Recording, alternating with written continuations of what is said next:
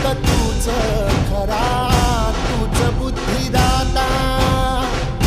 शरण मी आलो तुला, पायावर माझा डंका वाजविला